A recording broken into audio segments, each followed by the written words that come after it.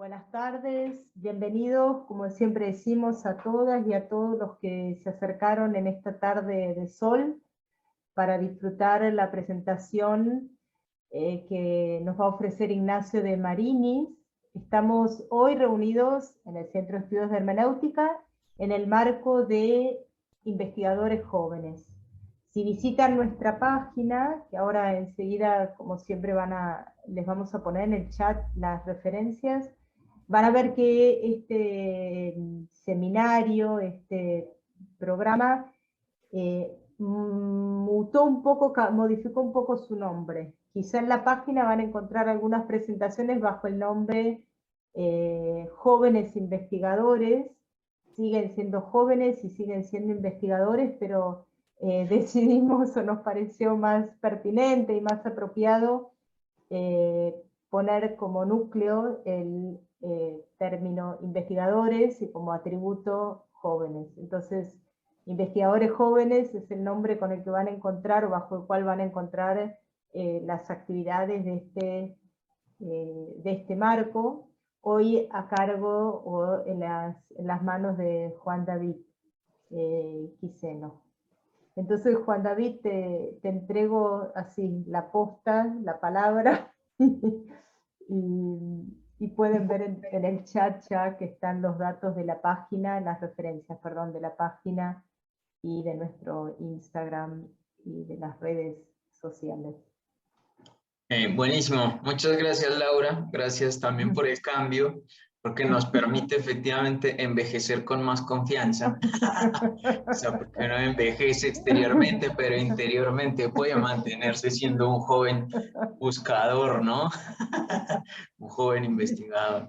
Entonces, muchas gracias. No, bueno, como siempre agradecerles a ti y a Carlos, que hoy día no está, pero siempre este bonito espacio para nosotros, digamos, para discutir, como siempre decimos, con frescura, con tranquilidad, o sea, invitando continuamente al diálogo, digamos, las ideas de lo que vamos estudiando.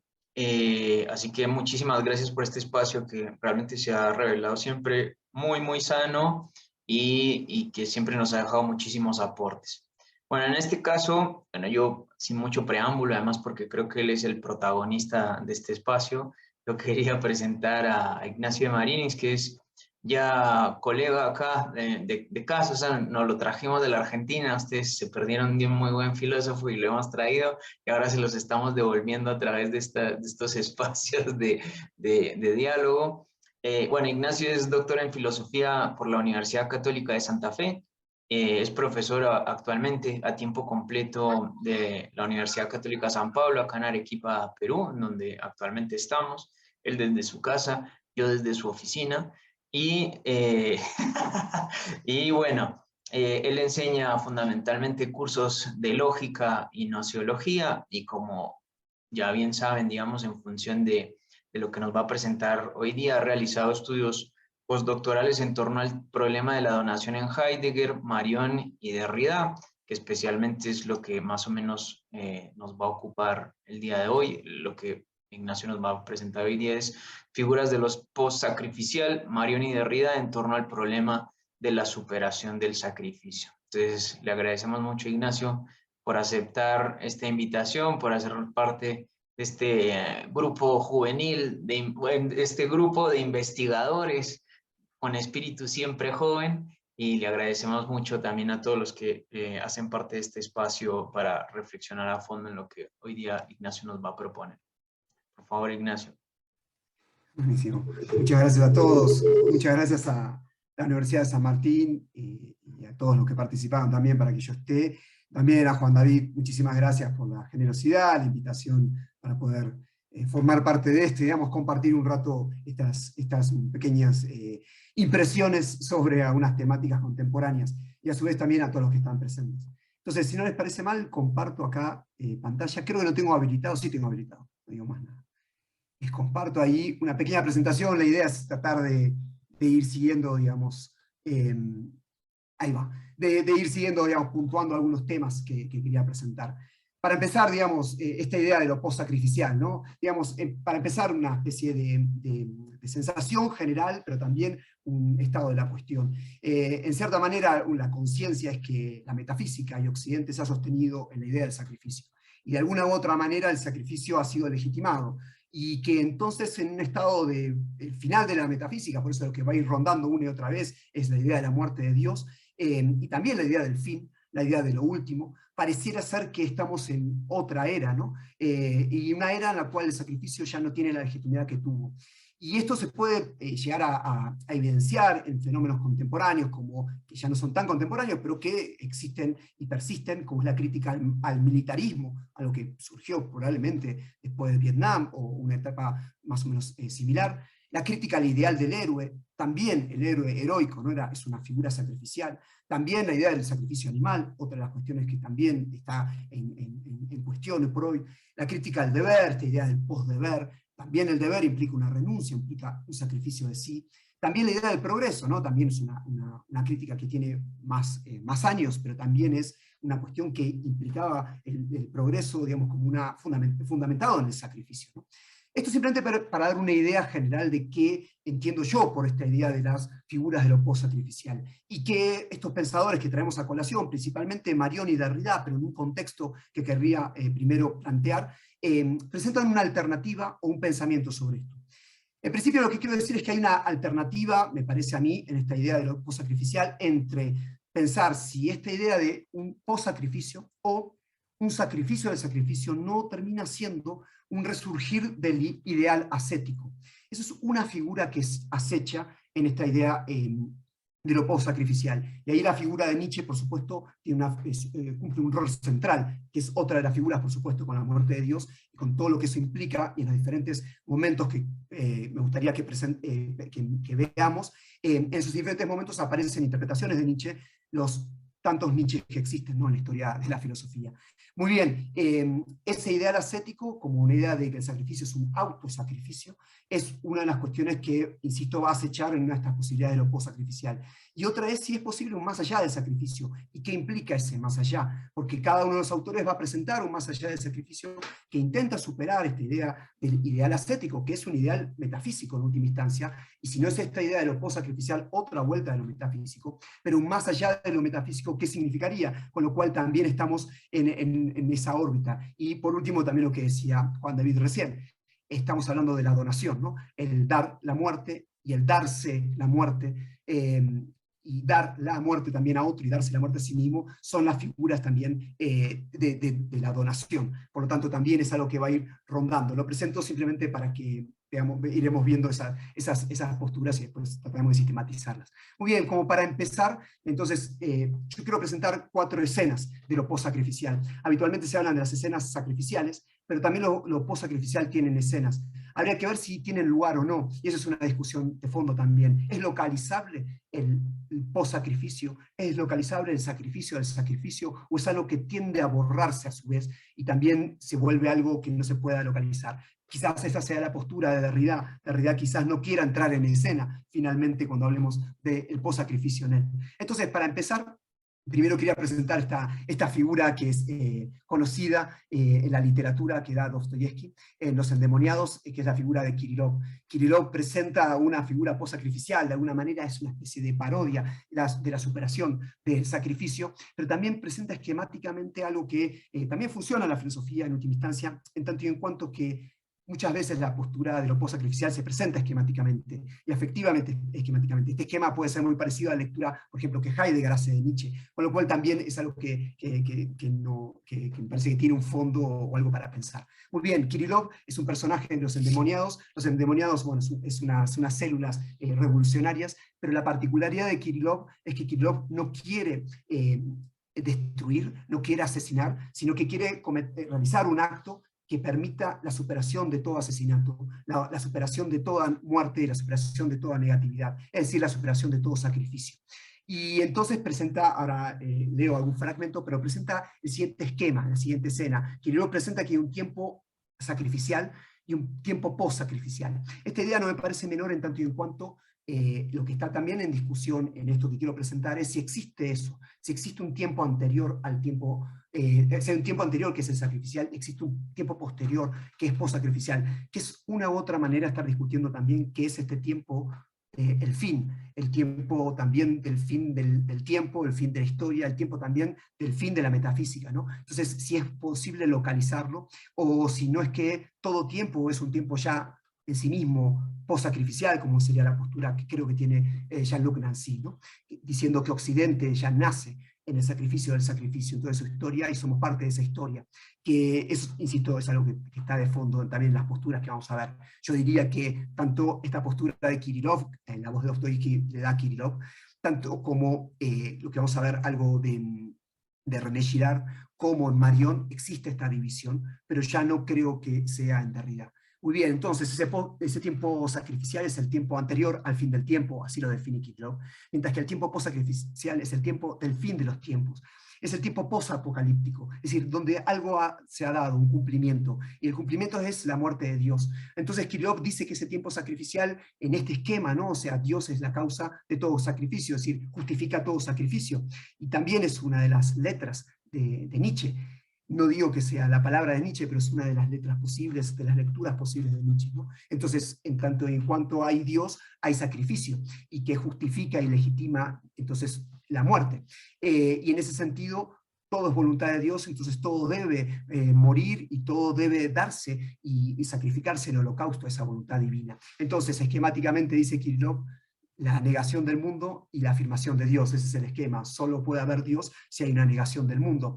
Y insisto, muchas veces se cree, como va a ser el tiempo post-sacrificial, fuese un tiempo de meramente la inversión, sin que la inversión no implique el trastocamiento de los dos términos, sin que implique la diseminación de esos términos, que es la postura que Derrida va a presentar.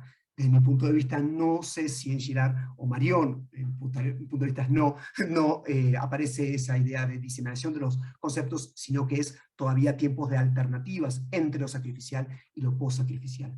Dicho eso, entonces el tiempo post-sacrificial, que es el que quiere inaugurar Kirillov, es el de la afirmación de una vida eterna, pero del aquí. Él quiere afirmar la totalidad de las cosas. Cito algo que él dice, él ama la vida, pero dice la vida eterna de aquí. Y entonces considera que toda muerte, todo sacrificio, toda negatividad es algo que niega justamente la afirmación del mundo y debe ser superada. Entonces dice Kirillov, de alguna manera parodiando a San Francisco, yo rezo a todo. Si veo una araña andar por la pared, la contemplo y le agradezco el solo hecho de andar. Entonces, para Kirillov, todo es bueno, solamente es cuestión de saberlo, es cuestión de superar esa carga que Dios ha puesto sobre el mundo. Sacrificado quien sacrifica el mundo, esa afirmación de la vida reinará, esa positividad sin negatividad será justamente, estará en su esplendor, será su gloria, y de hecho ese es el gesto post-sacrificial, un gesto de gloria, ¿no? Por eso es un gesto post-apocalíptico, ¿no? Y trae todas esas figuras también bíblicas.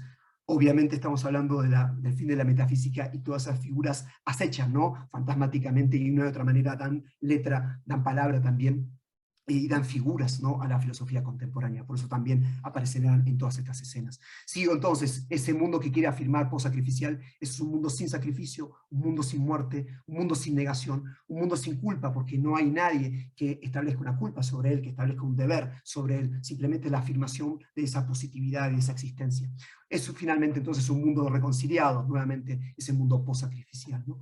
Y entonces es un tiempo también redimido. Kirillov dice, es el tiempo y la muerte que niegan la vida. Si podemos superar ese tiempo, o sea, un tiempo de fin del tiempo, un tiempo en el cual no hay deuda hacia ningún lugar, esta idea de superar el progreso, y un tiempo en el cual a su vez no hay negatividad, es un mundo que ha logrado su reconciliación.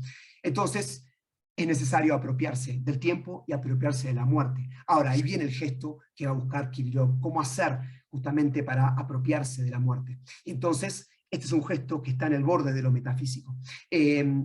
Por un lado, entonces, implica la negación de Dios y la afirmación del mundo, pero cómo hacer para afirmar el mundo todo en un acto que a su vez no sea sacrificial, que no sea el sacrificio de algo y la imposición de un nuevo Dios. La única forma es que ese acto sea un acto de autosacrificio, es decir, un sacrificio del sacrificio que sacrifique todo aquello a lo cual se sacrifican el mundo, es decir, que sacrifique a Dios en el mismo gesto sacrificial.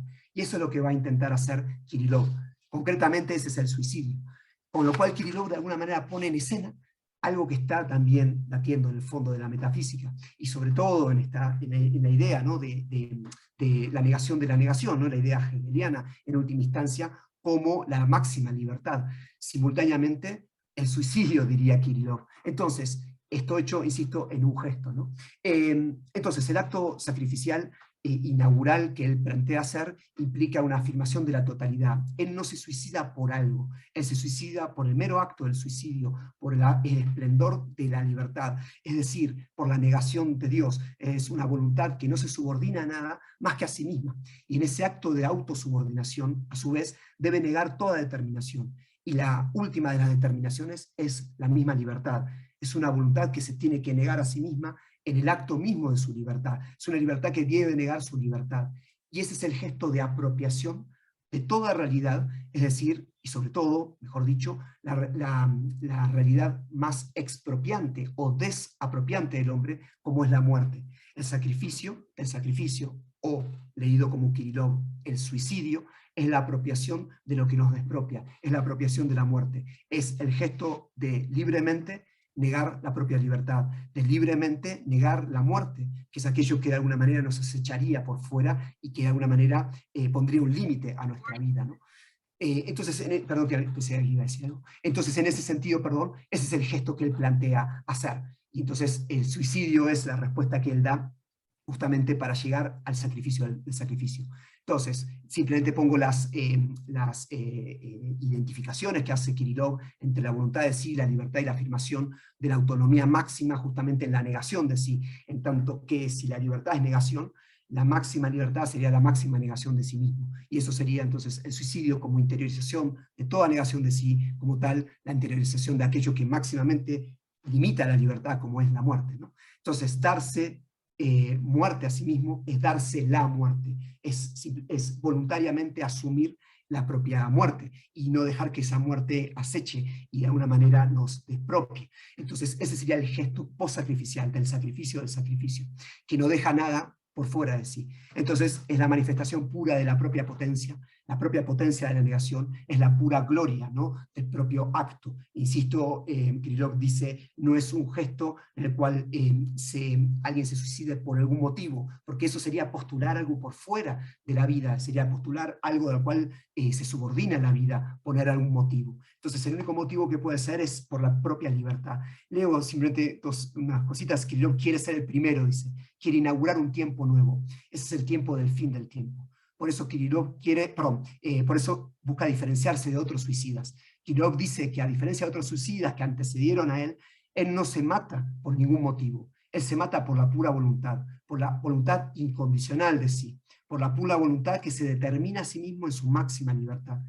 Y así como San Buenaventura dice que Dios crea para aumentar su gloria, no crea para aumentar su gloria, sino para manifestarla y comunicarla. Del mismo modo, el suicidio de Kirillov es un suicidio liberador del sacrificio de Dios, que no aumenta su libertad, porque sería aumentar de manera relativa en relación a esto, cual otra acción, tal o cual otro ente que se tendría que ganar, sino que es el autosacrificio que simplemente es la manifestación de la propia potencia sacrificial, es decir, de la propia gloria, que no se ejerce contra nada, si no asesina, sino que simplemente se manifiesta y se consuma en su misma manifestación, y eso sería la gloria, ¿no? Por eso, insisto, es un tiempo post-apocalíptico. El suicidio es entonces un acto soberano, es el acto de constitución de la soberanía en última instancia para Kirillov. Matar a otro, dar muerte, sacrificar, sería el punto más bajo de la libertad. Matar significa entonces afirmar la propia vida a costa de otra. Y eso es lo mismo que fundar la libertad en otro. Es, de última instancia, negarse en una exterioridad. Esa libertad no sería plena porque existiría, insisto, a costa de otro. Según Kirillov, una verdadera libertad es la que afirma la vida del otro desde el propio autosacrificio. Es decir, afirmo al otro en su plenitud, en mi propia acción sacrificial. Por supuesto que esto tiene mucho del ideal ascético que señalaba Nietzsche, ¿no? Entonces el suicidio libera al otro, y al apropiarse la propia muerte. Por eso Kirillov desprecia los actos revolucionarios de sus compañeros en la novela, que destruyen a otros para afirmarse a sí mismos. Para Kirillov solo es posible liberar al otro, no matarlo, no sacrificarlo, si la propia voluntad se niega libremente a sí misma. Y ese es el acto revolucionario más profundo, volver sobre sí la violencia para afirmar la totalidad sin sacrificio. Allí piensa entonces Kirillov su santidad y la sacralidad de todo. Así su suicidio no es egoísta, no somete al mundo a motivos particulares, busca liberar al otro sometiéndolo a, no busca liberar, perdón, al otro sometiéndolo a fines de él, sino que busca justamente liberar al otro a partir de su autonegación. Y cierro con esta presentación de Kirillov rápidamente, dice, pero en este gesto autosacrificial que quiere redimir a la realidad del otro, redimir a la realidad de cualquier otro sacrificio, Kirillov desea en última instancia ocupar el lugar de Dios. Y ese es lo que lo va a empezar a acechar en ese acto soberano a Kirillov, que de repente aparece en él la mímesis de Dios, o sea, un Dios de la kenosis, parece reproducirse, dirá después Girard paródicamente en este gesto del autosacrificio, que insisto, es el gesto también del ideal ascético. Entonces, Kirillov, tal como lo señala Girard, busca imitar a Dios, busca imitar esa autonomía divina, ¿no? Y esa autosuficiencia, pero eso no es posible para el hombre, sino de la figura visible del Dios hombre. Kirillov, en definitiva, imita a Dios hecho hombre, al Dios del autosacrificio, al Dios de la kenosis, por lo menos interpretado así, interpretado a Cristo como autosacrificio, o la relación entre Cristo y Dios Padre como una figura autosacrificial, que es una lectura también metafísica también de la pasión de Cristo, como Girard también lo va a señalar. Entonces Kirillov busca encarnar al Dios que se sacrifica por los otros para evitar otro sacrificio. Para Kirillov el hombre ha inventado a Dios para vivir y evitar suicidarse, para evitar asumir su propia libertad. El hombre aliena su vida para vivir. Eso es lo que dice una especie de mecanismo inmunológico, ¿no? Señala Kirillov. Entonces, en ese sentido, Dios sería entonces el modo en el que el hombre se aliena, el modo en el que el hombre, sacrificándose condicionalmente a sí mismo, logra sobrevivir o logra vivir. Kirillov, por el contrario, no quiere hacer ese gesto inmunológico, sino que pretende restituir ese poder al hombre. Señalo eso porque lo post-sacrificial también tiene que ver con esa estructura de tratar de liberarse de todo gesto inmunológico, ¿no? De incorporar aquello que se quiere negar. Entonces Kirillov quiere hacer eso, una afirmación plena de la superación del sacrificio, pero eso lo que lleva es afirmar el sacrificio del sacrificio como un acto humano y no como un acto divino que también expropiaría al hombre, dejar en manos de Dios o de Cristo ese sacrificio. Por eso Kirillov busca evitar la salvación de Cristo, el acto sacrificial que sacrifica la totalidad de lo real a la voluntad del Padre, así lo ve Kirillov, pero así se vuelve él mismo en la mímesis de Cristo. Kirillov pretende ser el Salvador. Kirillov dice que el hombre de ahora no puede vivir sin el Dios que lo sacrifica, por eso él se vuelve el nuevo Dios que invita a buscar la divinidad en cada uno y busca que cada uno sea Dios, en cierta manera, en ese gesto autosacrificial. Y el atributo de la divinidad en el hombre, que es justamente explotar ese atributo que es la libertad. Un mundo libre es entonces para Kirillov un mundo que sacrifica el sacrificio, un mundo que se autosacrifica. Insisto, esta es una de las posibles lecturas al borde de lo metafísico que persistirá desde mi punto de vista en la figura de Girard. Y esto es justamente lo que hace Kirillov, la imitación de Cristo, pero René Girard, que vemos a continuación, lo que presenta en su escena post-sacrificial es justamente la imitación de Cristo como la posibilidad de salir de este esquema del sacrificio, dicho de otra manera, una alternativa al tiempo sacrificial, que vemos que en Kirillov es la exaltación de ese tiempo vuelto sobre sí. La única forma de salirse de eso, dice Girard, es por el contrario, alienar ese gesto de autosacrificio en aquel que lo puede hacer por nosotros, que es Cristo. Entonces, en la imitación de Cristo es que se puede generar la figura del autosacrificio sin que eso implique el suicidio. Ahora vamos a ver en qué medida la imitación de Cristo de Girard tiene algo que ver o no, desde nuestro punto de vista, con la postura que presenta Kirillov. Entonces, pasamos, si nos parece mal, a lo de René Girard. Entonces, René Girard presenta el siguiente esquema, muy rápido, es una cuestión conocida, pero me gustaría señalar un punto sobre esto.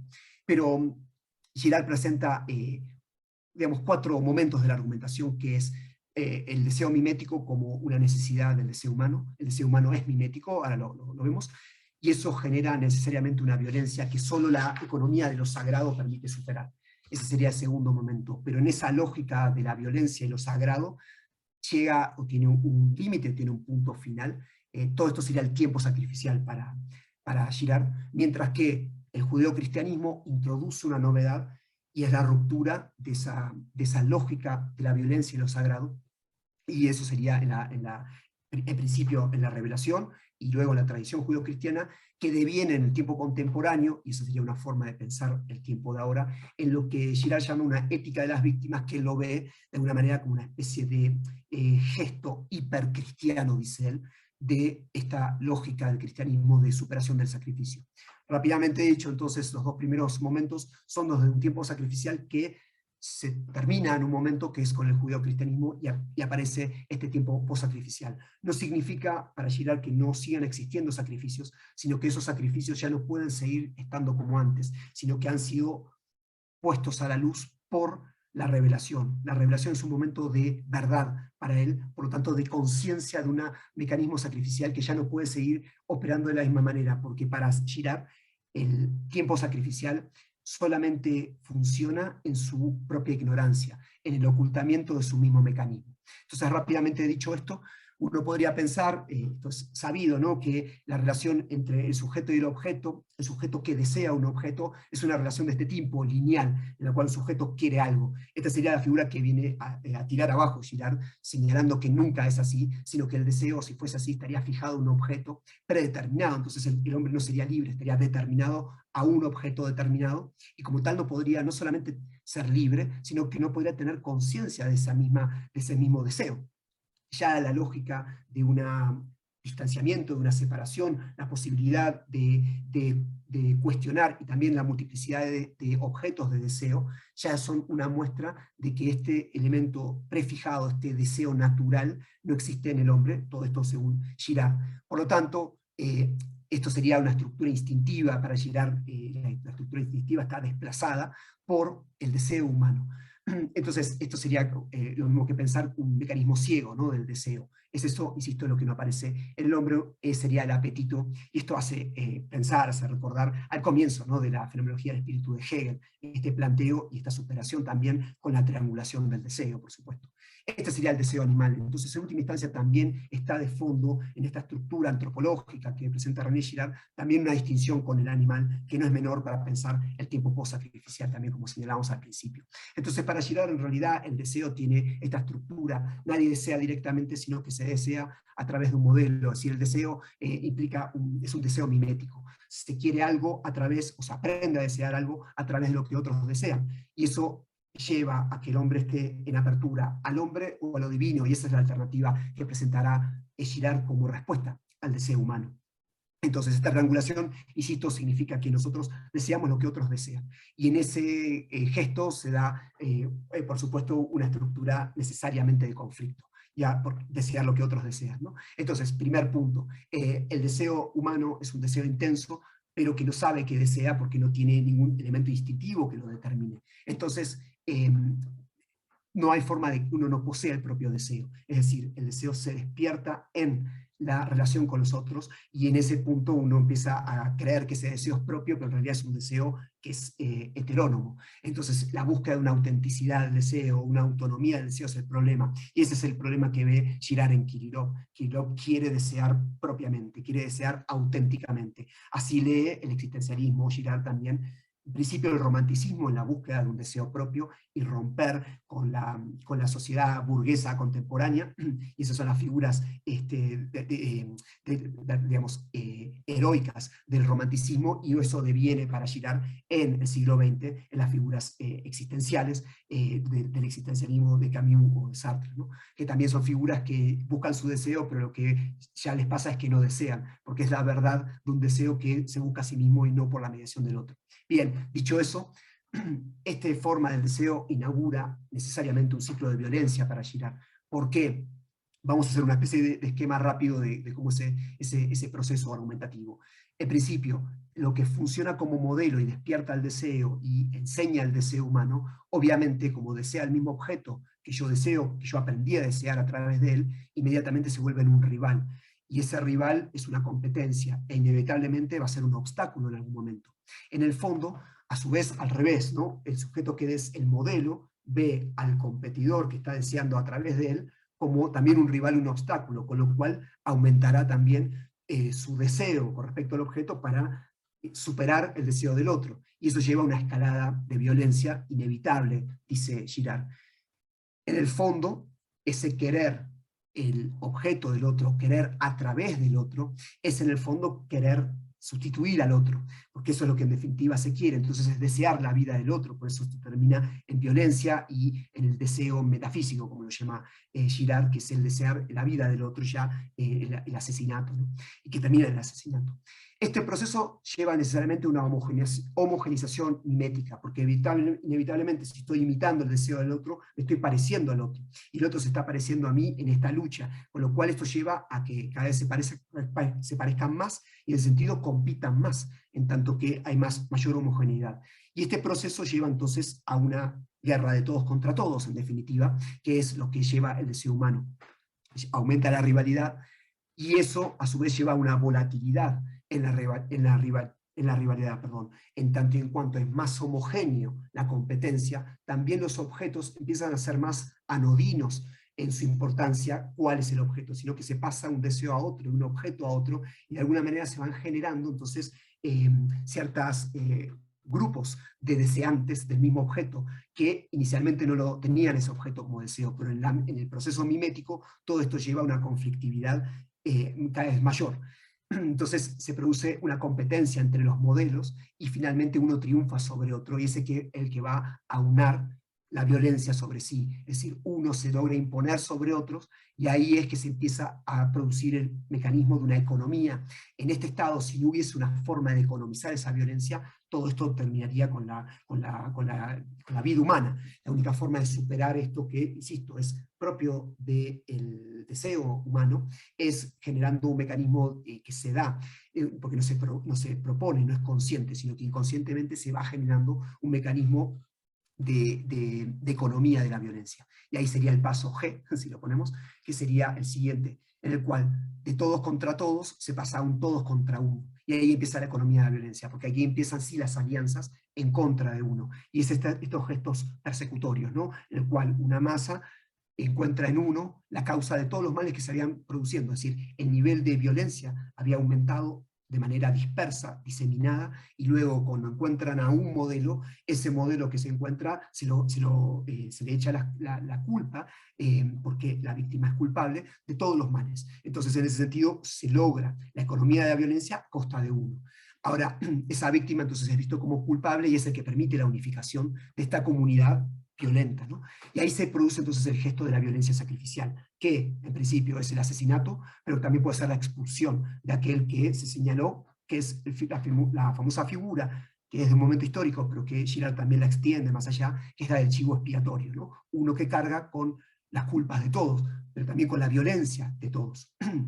Ese gesto sacrificial implica, bueno, el asesinato, el deshacerse de aquel que se considera que es la causa de todos los males, y inmediatamente restaura la paz, porque claramente al haber puesto todos ahí su deseo mimético y la rivalidad, claramente lo que instaura esa muerte, ese sacrificio es la paz. El sacrificio da la paz, y ahí está la idea de presente de la violencia, y empieza a aparecer lo sagrado, porque esa paz para aquellos que perseguían les aparece como algo que no se pueden dar cuenta cómo es que apareció. Entonces de alguna manera le otorgan también a esa víctima sacrificial la causa de esa paz o esa reconciliación lograda. Entonces la víctima pasa de culpable a también a ser divinizada, ¿no? Disculpen. Entonces la violencia sacrificial indica la culpabilización de la víctima. La víctima es culpable, por eso es sacrificada. Ahora, ese sacrificio lo que instaura es una divinización de la víctima, ya que esa víctima nos trajo la paz, y como nos trajo la paz, la unidad, de alguna manera la consideramos que es como algo caído del cielo, algo sagrado, que algo divino tenía. Disculpen. Eso es lo que se va a recoger luego en los ritos y en los mitos, que para René Girard son la forma de continuar esa economía de la violencia. en el mito del rito de alguna manera se reduce ese nivel de conflictividad y en esas figuras de alguna manera se reúne la violencia, sea para realizar otros ritos sacrificiales que pueden ser de cualquier orden, pueden ser de orden humano, pueden ser de orden animal o pueden ser de orden simbólico, pero de cualquiera de esas maneras implica ya una reducción de la violencia. Claro que esta reducción es temporaria, porque esto se vuelve a generar porque el deseo humano es mimético, entonces simplemente son economías relativas y temporarias, no inaugura un tiempo después, un tiempo post-sacrificial. Entonces, acá vemos la unión entre violencia y sagrado para Girard. ¿Cuál es la alternativa a esto? Decíamos, la tradición judío-cristiana para Girard. ¿Qué es lo que modifica? En la tradición judío-cristiana no cambia el deseo, no es otro deseo. El deseo mimético es deseo humano, pero la diferencia es que narra estas historias, dice Girard, en los mitos se narran estas historias desde los victimarios que persiguen, culpabilizan y luego divinizan, sin explicarse a sí mismos por qué, sin darse cuenta por qué. Mientras que la tradición judío-cristiana rompe esa, tanto en lo que llamado el Antiguo Testamento, como en el Nuevo Testamento o los Evangelios, se rompe esa lógica simplemente narrando desde las víctimas. Y esa es la novedad. Entonces, cuando se narra desde las víctimas, ya no es el punto de vista del victimario, por lo tanto, lo que se hace es clarificar o justamente la verdad como revelación de ese mecanismo que funcionaba a espaldas de la sociedad sacrificial. ¿Y qué tiene como contenido esta tradición? Primero, que la víctima es inocente. Esa es la primera cosa que rompe, distinto a lo que veíamos recién. Segundo, que no hay una divinización por rivalidad. La divinización no viene post factum, después del sacrificio, sino que en principio, Girard dice lo siguiente: el Antiguo Testamento no diviniza a las víctimas. Ese es el primer punto. Pero luego sí, en la figura de Cristo hay una divinización, pero que no es posterior al sacrificio o a la pasión de Cristo, sino que es anterior. De hecho, ahí él señala una distinción que se hace en San Lucas, que aparece que después de la muerte de Cristo, aparece que se dan la mano Heródoto y Pilato. Y ese gesto, dice, ese es el típico gesto, dice Girard, de la divinización por rivalidad, en el cual los rivales se unen y recibieron la paz. Pero esa no es la resurrección, esa no es la forma de la divinización que aparece o se desliza más allá, eso queda desplazado en los evangelios. Entonces lo que está diciendo es que acá hay una figura nueva de divinización que no es por rivalidad. Luego la revelación entonces es un mecanismo, la revelación revela el mecanismo victimario de la religión, que es lo que vimos antes, ¿no? Mostrando justamente este mecanismo sacrificial. Se produce entonces, en definitiva, en la Biblia una desmitologización, ya no funciona el mito. Entonces esos que, dice Girard, que leen a la Biblia como un mito o que quieren separarlo, no dan cuenta de verdaderamente lo que hace. En realidad es asumir el mito para revelar su mecanismo, ¿no? Entonces es un pasaje de lo sagrado a lo santo, que sería la figura de lo post-sacrificial.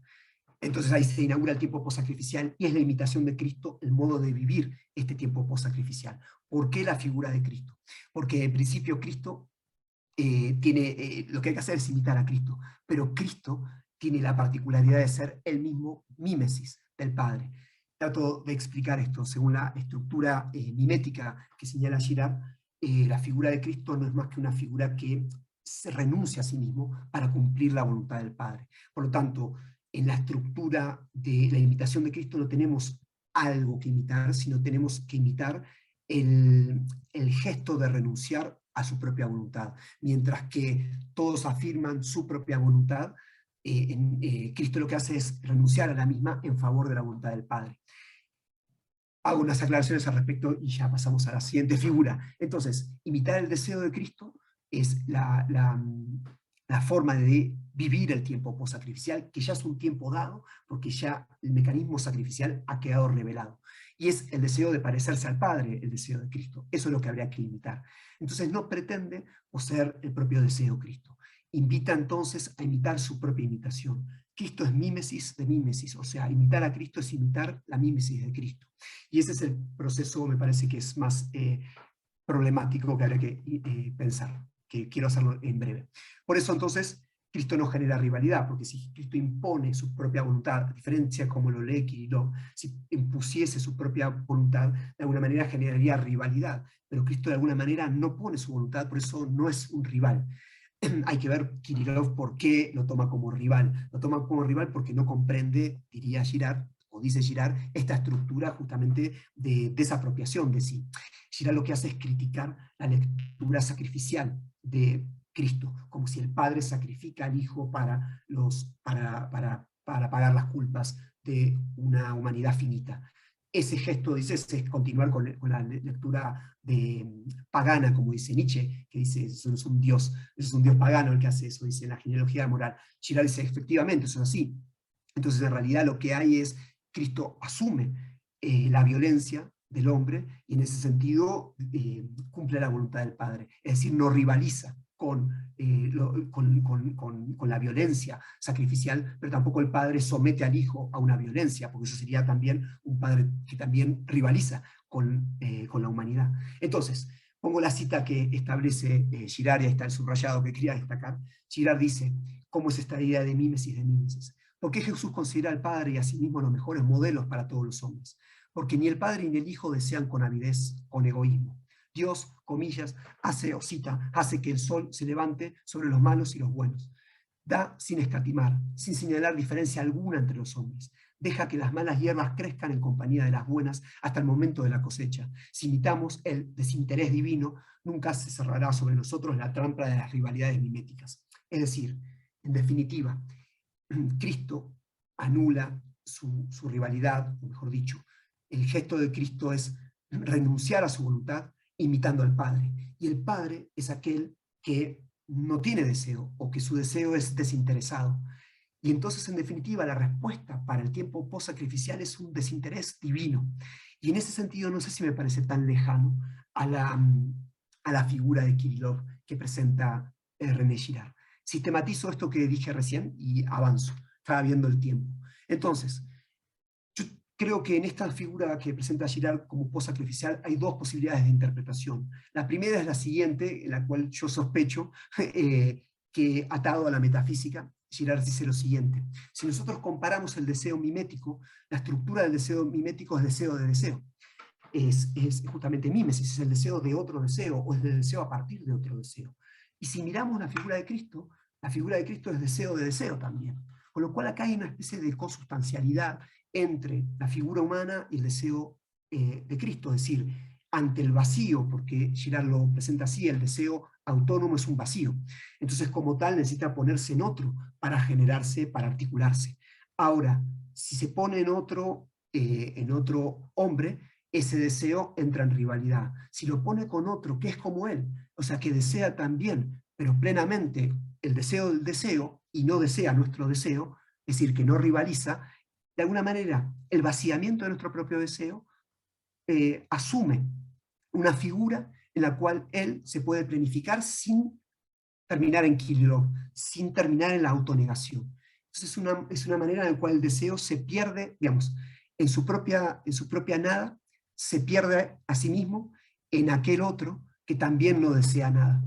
Esto cabe una estructura de mímesis, pero no en el sentido de lo que dice Girard, sino una mímesis en la cual hay una especie de igualación de dos vacíos, de un movimiento de la nada hacia la nada. Pero claro, si el deseo de Cristo terminara ahí, no habría otro movimiento, digamos, de alguna manera sería una figura que rápidamente mostraría su propio vacío, pero el deseo de Cristo remite a otro que no remita, pero que no desea con diferencia, sino que desea con desinterés, que es una forma de mantener el deseo del deseo sin que eso sea deseo de algo. Espero haber sido claro, cualquier cosa lo dejamos para las preguntas, pero lo que quiero decir es que veo una estructura del vaciamiento doble, ¿no? Entonces, en última instancia, es la negación del mundo, de algún modo lo que podría sostener un deseo de deseo, como última instancia, ¿no? También la figura de Sartre, ¿no? Como que va acechando también este planteo desde mi punto de vista. Por eso digo, es una lectura metafísica de Girard, y esa es una posibilidad, me parece, de interpretación de lo que dice. Ahora bien, completo esta crítica. El deseo de deseo que señala Girard tiene una figura extrema en la negación de sí, que es Kirillov, y efectivamente Girard rechaza esa figura. ¿Por qué? Porque es un deseo que en vez de ponerse sobre otro, hombre o humano o divino, se pone sobre sí. Y lo que uno que encuentra es su propio vacío, y eso es el problema de Kirillov, no haber puesto su deseo en otro, ¿no? Haber asumido la negación de negación, pero que es algo que ya está íncito a todo deseo humano.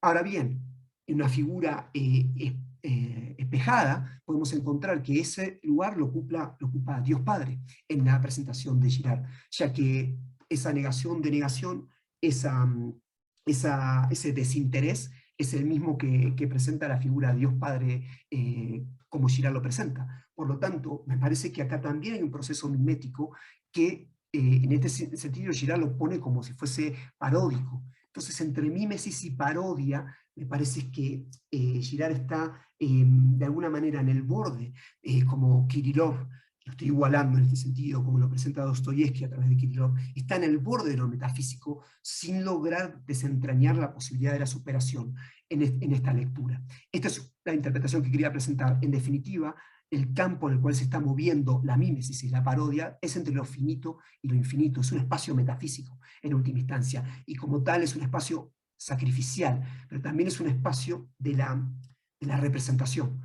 Todo lo que se pone en juego son representaciones, la representación divina, la posibilidad de la mímesis de la representación divina, y todo eso me parece es lo que tiene que ser superado para abrir un campo más profundo de una nueva lógica, de lo post-sacrificial, que no quede, insisto, en una lógica metafísica y de la identificación, de la localización de donde ocurre el sacrificio. Es decir, de decir, bueno, acá comienza el tiempo post-sacrificial, y esa es la figura cristiana, y esa es la imitación de Cristo, que es una figura que es paródica en última instancia, porque es un lugar que invita a la imitación de algo que a su vez imita algo que no se presenta, porque imitar lo inimitable, como es Dios Padre, porque es invisible, ahí hay una figura de un vaciamiento, insisto, entre la mímesis y la parodia. Eso sería como una crítica a Girard.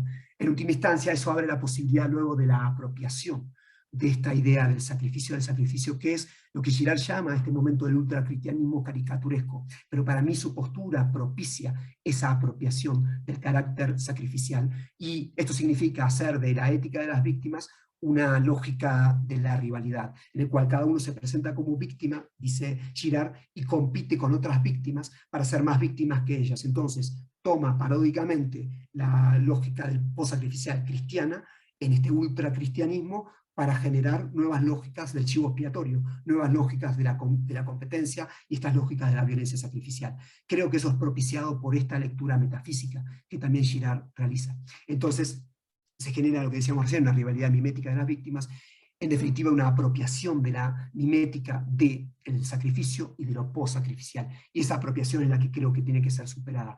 Esto me parece que es la respuesta que da Marión. Espero tener tiempo, perdón, la extensión, ustedes me van diciendo, Juan David, perdón esto, si no vemos las figuras que entren, no hay problema. Pero lo que creo que Jean-Luc Marión busca superar, justamente romper el espacio metafísico, que él lo llama el espacio idolátrico, que es de alguna manera el espacio de la mímesis. Después hay unas críticas a Marión, y por otro lado también podríamos decir que hay una segunda interpretación que es posible también dar acá, porque de alguna manera el texto se deconstruye, entonces hay una posibilidad de otra lectura que también está en el texto para mí, que está en los textos de Girard, que es la posibilidad de pensar una ruptura con la economía de la reciprocidad. Es decir, en esta lógica en la cual el padre no da según lo que recibe, se genera una ruptura de la economía de la reciprocidad, con lo cual también la lógica post-sacrificial es eso, es romper también la reciprocidad. Y entonces, siendo la lógica sacrificial permanente trabajo de una economía de la violencia como tal, una economía también de lo recíproco, ¿no? Y la rivalidad, una economía de lo recíproco. Esa lógica también está rota en esto que él dice, y eso me parece una posibilidad de su pensamiento, que no sé si está explotada por él, sino que está más bien explotada esta otra vía que yo decía antes, que desde mi punto de vista tiene estos elementos críticos, estos elementos problemáticos, mejor dicho, que se pueden criticar. Entonces, esa ruptura de la economía de la reciprocidad aparece en estas ideas cuando él habla de poner la otra mejilla, que sería el modo en el cual Cristo imita lo que sería la voluntad del Padre, y hay una ruptura de la economía, pero claro, esto nos llevaría a una ruptura también de la localización de lo post-sacrificial, porque cuando se rompe la reciprocidad también se rompe la localización de dónde ocurre, porque en dónde ocurre aquello que no es recíproco, donde se puede localizar, inmediatamente que lo puedo localizar, ya tengo un grado de reciprocidad, ya tengo un grado de visibilización, es decir, maximizar en esta lectura lo invisible, lo inimitable que aparece en esta lógica de Cristo imitando a lo invisible, ¿no? Entonces la mímesis de lo invisible se vuelve algo inapropiable. Creo que esta es la otra figura, que es la que Derrida propone, que va, desde mi punto de vista, más allá de la propuesta de Marion. Entonces, si no les parece mal, paso a Marion. Ustedes, insisto, me cortan sin ningún problema. Les pido disculpas si fui muy extenso por ahora. Pero quiero presentar la figura de Marion, lo presento rápido, lo voy diciendo, no sé si leo nada casi, es para hacerlo más rápido, pero dos momentos que presenta el sacrificio del sacrificio, o pensar en más allá del sacrificio. Uno es en el Libro de la Distancia, las obras primeras de Marion, en el cual él presenta una objeción, lee a Nietzsche como superador de la metafísica. Y Nietzsche presenta el siguiente esquema. Muerto Dios, la totalidad del ente. La lectura de Marion está muy atada, por supuesto, a Heidegger. Entonces, inmediatamente, esta idea de muerte de Dios, la totalidad del ente, elemento que introduce, obviamente, de manera externa, ¿no? Un cuerpo extraño a la lógica, a la lógica nietzscheana o el texto nietzscheano, pero que lo asume directamente Marion. Entonces, repito esto, muerto Dios, entonces queda la totalidad del ente de alguna manera, o en una equivalencia absoluta, y eso llevaría al nihilismo negativo, o a la necesidad de algún tipo de voluntad que afirme esa totalidad del ente. Y es ahí que aparece, dice Marion, la figura de Cristo para Nietzsche, para ser evaluada. Esa figura tiene la característica, este amén, este sí que dice, a través del amor, afirma la totalidad del ente. Primero, como decíamos recién, interrumpiendo la economía, en tanto que Cristo no toma venganza, sino que Cristo perdona. Entonces, de alguna manera, genera ese amor que supera esa economía del mundo, ¿no? Y a su vez reintroduce una inocencia del mundo. Esto es lo que dice Marion, que Nietzsche le reconoce a Cristo, pero, con lo cual, perdón, logra superar la estructura sacrificial del mundo, ¿no? Asumiendo él el sacrificio. Entonces, es un sacrificio del sacrificio, o sea, asumiendo que el sacrificio, no devolviendo lo mismo, no rivalizando, para decirlo en términos de Girard, logra superar la negación, logra superar el resentimiento en términos de Nietzsche. Ahora bien, todo esto, Nietzsche dice, introduce una nueva economía, que es la economía de la reciprocidad a partir del amor. Es decir, Cristo no ama incondicionalmente, sino bajo condiciones. Entonces pide al mundo que así como Él se ha sacrificado por Él, el mundo se sacrifique por él, por Cristo. Entonces, de alguna manera, en la introducción del perdón, introduce un sacrificio del mundo hacia él, de la totalidad del ente hacia él. Entonces, en esa supuesta superación de la equivalencia y de la economía, reintroduce una peor economía, una economía más sutil y como tal, más perversa, diría Nietzsche, que es la economía del amor, ¿no? Entonces, ahora hay que amar a aquel que ha hecho esto por nosotros. Entonces, claro, se introduce una economía, ¿no? Y es justamente de vuelta una lógica del sacrificio, hay que sacrificarse por el amor de Cristo. Esto hace acordar mucho, es la inversión de la idea del perdón de Hegel, ¿no? Hegel, cuando introduce la conciencia que perdona pone en cuestión a la conciencia que condena, porque de alguna manera asume su propia culpa frente al que condena, y el que condena no es menos culpable que él, pero que no lo asume, sino que condena al otro. Entonces, lo que Nietzsche llamaría, ¿no? La debilidad del perdón se transforma en una fortaleza que somete al otro. Este es el gesto que ve Nietzsche y que analiza Marion.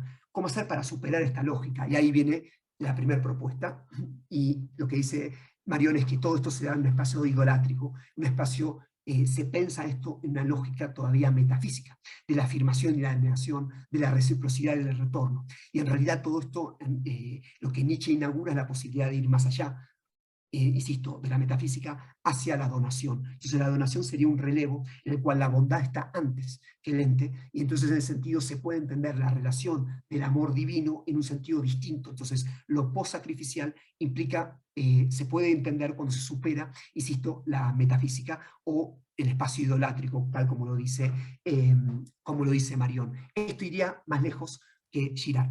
Esa sería la nueva forma de entender lo post-sacrificial. Entonces, Marion presentaría lo siguiente, rápidamente dicho: Dios da, esa sería la lógica, y en su dar se abandona, pero el abandono implica también su retiro, es decir, de alguna manera, ese sería el gesto de la creación, según la lectura en el libro de la distancia que hace Marión. La creación no sería esterilidad causal, es algo que se habló la sesión anterior, ¿no? Sino que es este abandono, ¿no? Abandona las cosas, y entonces implica, por un lado, dar, y principalmente lo que da es dar su distancia. Acá, por supuesto, está la lógica heideggeriana, ¿no? De la del ser que se da y se retira. Entonces, da su retiro, pero claro, como no es que simplemente se retira, sino que da su retiro, genera también una intimidad ahí, que sería el encuentro propuesto por Dios para el hombre, que sería, insisto, un encuentro no metafísico, sino un encuentro en la donación. Por otro lado, esa distancia que se da al hombre debe ser recibida también, en tanto que en cuanto el hombre a su vez se dé a esa distancia. Entonces ahí se genera intimidad. ¿Qué implica? Ese sería el espacio de la donación. ¿Qué implica que el hombre se dé a esa distancia? Que él haga el mismo gesto que Dios hace. Es decir, que él se desapropie. Así como Dios se abandona para poder dar la creación o dar la distancia. Y esa sería la creación, una lectura que viene de Levinas, por supuesto. Simultáneamente el hombre da o debe dar su propia desapropiación para corresponder a esa distancia. Y ese sería el espacio de la donación. Entonces el don solo se da si ambos realizan eso. Por supuesto que el abandono divino está dado para siempre, infinitamente, ¿sí? Y el abandono humano, esa desapropiación humana, es lo que tiene que ser ganado. Esa desapropiación humana, por supuesto, es el sacrificio de sí. Entonces acá vemos en una lógica, de la lógica de la redundancia, la llama Marión, es el don dado, que el hombre desapropiado permite que ese don se dé y que se done. Es decir, solo se recibe si uno da lo que recibe. Esa es la lógica que introduce la donación. Entonces, quien quiera apropiarse, es decir, no se desapropie en el don dado, es aquel que perderá el don. Entonces, quien done lo dado, es decir, quien haga circular en una circulación, es decir, una economía infinita, esa es la lógica que para mí Marión tiene, es la de la circulación. Para mí todas las etapas de Marión tienen eso en el fondo, una circulación infinita, una economía infinita, y solo circula si alguien no le interrumpe. Si alguien quiere apropiarse del don, no es que lo va a poder apropiar, lo va a perder. La única forma de poder apropiarse es desapropiándoselo. Y eso sería, insisto, la redundancia. Y ahí nuevamente aparece la figura de Cristo.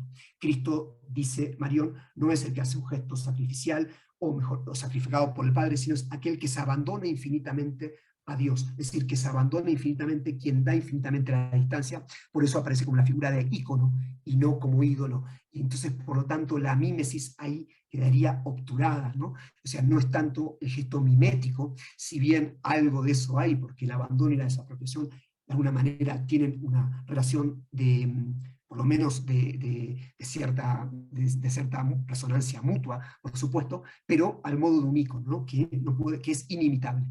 Ahora bien, exige del hombre sacrificio. Entonces el sacrificio entra en Marión dentro de esta lógica de la redundancia, dentro de esta lógica de la donación, en la planificación de la donación, si me permiten decirlo así, en esta lógica de una circulación infinita, en la gloria de toda manifestación. Y eso sería lo que exige el sacrificio, solamente para que el don se dé. Sin el sacrificio no hay don. Pero claro, acá se introduce una nueva economía. Ya no es la economía del amor idolátrico, sino es la economía, desde mi punto de vista, que es lo que dice en Dios sin ser, Marión, del dar para recibir y del recibir para dar.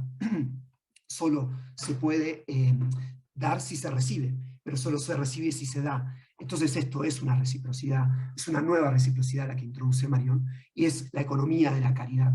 En cierta manera, entonces el sacrificio está subordinado a una ganancia que pasa por el sacrificio. Solo quien se sacrifica gana, y quien más se sacrifique, más ganará. Entonces esto, insisto, es localizar el don, localizar el sacrificio, tener una forma, tener una medida del sacrificio, como toda economía implica una medida, tener entonces un cálculo. Y todo eso me parece que es otra vez seguir en la lógica metafísica, si seguimos pensando en la metafísica como algún grado de economía que no se critica a sí misma, o un grado de reciprocidad también, ¿no? Entonces, Marión, desde mi punto de vista, se da cuenta de esto, y en Certitude Negative hace una corrección a esta lógica y repiensa el don, pero desde lo ganado por los estudios fenomenológicos que él ha hecho, por los desarrollos fenomenológicos que él ha hecho. Entonces, en ese sentido, separa el don del sacrificio, es decir, antes el don estaba subordinado al sacrificio. Solo hay don si hay sacrificio, sin sacrificio no hay don. Ahora no, son dos lógicas distintas. Si bien el sacrificio está subordinado a la lógica del don, es una lógica a posteriori y no necesaria para el don. E incluso el don no exige el sacrificio y que puede funcionar sin él. Y eso es lo que de alguna manera él gana con respecto a esta forma de la visibilidad, de una economía de la visibilidad también del don que presentábamos recién. Entonces el sacrificio es un momento del fenómeno, eso sí, del don. O sea, está subordinado al don, pero no es un momento necesario, eso es lo que quería decir como lo era antes. La estructura es donador, don y donatario, y de alguna manera ahí se produce la donación, pero Marion dice, para que haya don, el donador, trato de ponerlo más claro, debe de alguna manera desaparecer. Para que verdaderamente haya don, si está el donador, el don desaparece.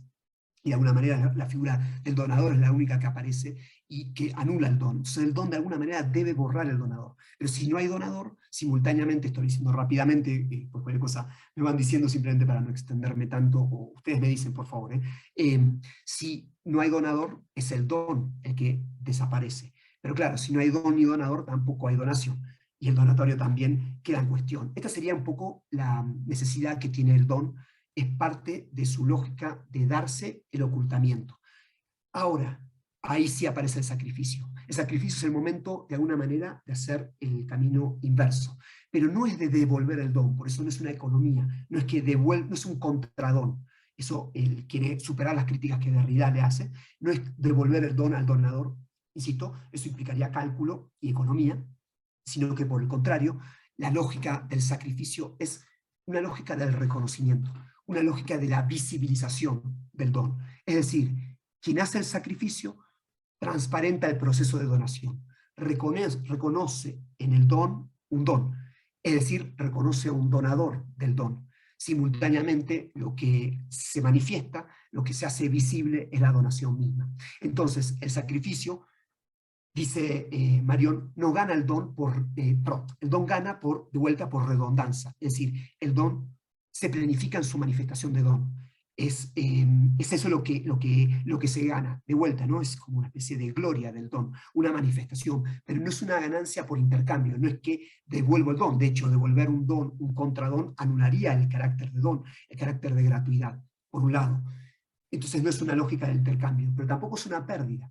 No hay que destruir ni el don, no hay que sacrificar en el sentido de destruir el don, ni tampoco sacrificarse a sí mismo como donatario al don, sino es una lógica, insisto, del reconocimiento, de la visibilización o del transparentamiento, si me permiten decirlo así, del mismo proceso de donación. Entonces es un proceso subordinado a la donación, pero no continuo, no simultáneo como el que aparecía en el ídolo y la distancia. Pero desde mi punto de vista, esto sigue manejando una reciprocidad, sigue manejando una localización del sacrificio. El sacrificio se da donde hubo don, solo donde hubo don. ¿Puede haber sacrificio sin don? ¿No es el sacrificio en sí mismo un don? E incluso un don que no implique, no solamente no implique reciprocidad, no implique condición previa, sino que a su vez no implique visibilización, que no implique proceso de transparentamiento del mismo sacrificio. Y esa es la propuesta, por último, post-sacrificial que presenta Derrida, que si no me dice lo contrario, trato de avanzar. Rápidamente presento esto.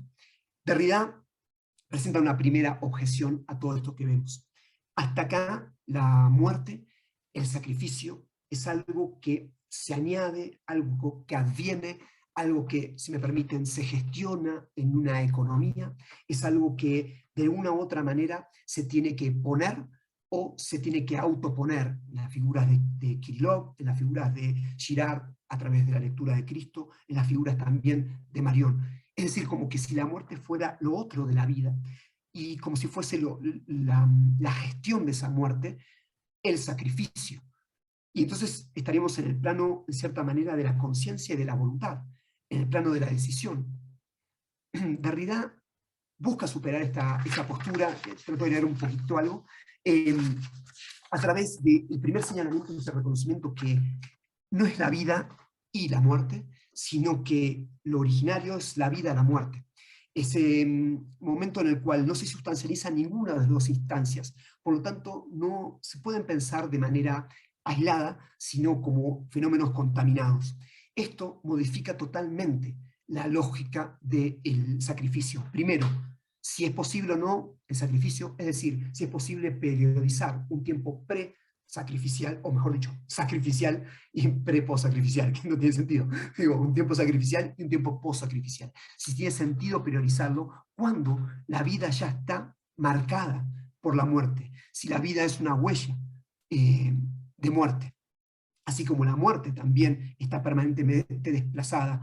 Y ahí está la figura de Blanchot, por supuesto, la que aparece aquí, no solamente la de Nietzsche. Leo mínimamente y presento el esquema y si quieren, damos espacio a las preguntas y demás, no os quiero cansar, perdón.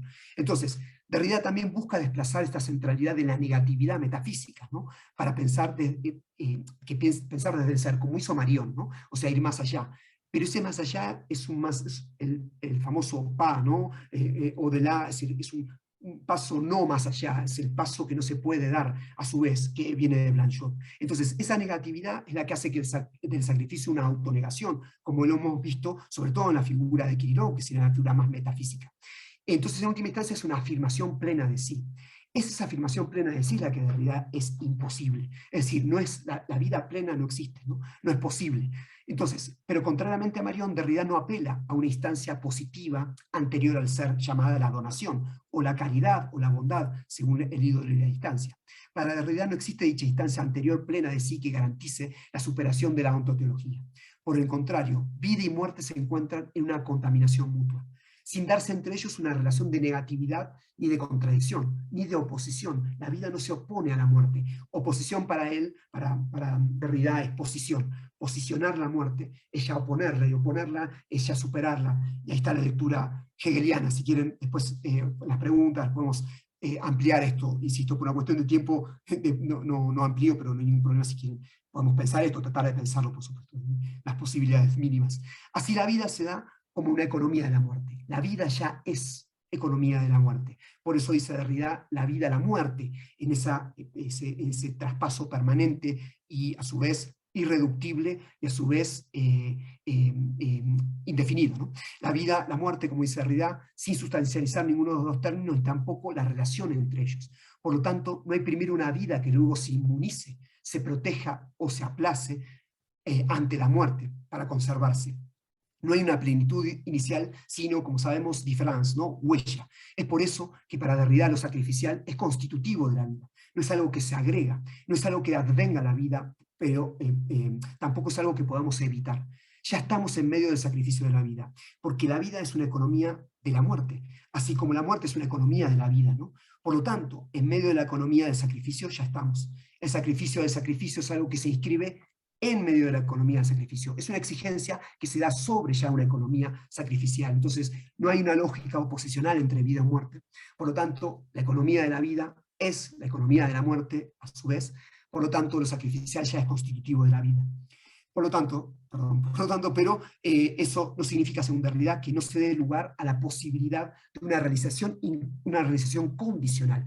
El hecho de estar en lo sacrificial no significa que no haya sobre el hombre, no aparezca la obligación o la conminación a sacrificar el sacrificio. Y esa combinación va a ser imposible. Dicho de otra manera, la exigencia del sacrificio cae sobre el hombre y cae y aparece, no es algo que no es, sino es algo que aparece, que acecha al hombre, pero aparece sobre una vida que es sacrificial, que en su constitución propia tiene la economía sacrificial. Por lo tanto, esa exigencia va a ser una exigencia imposible, siempre entendiendo imposible, como dice Derrida, como la condición de toda posibilidad.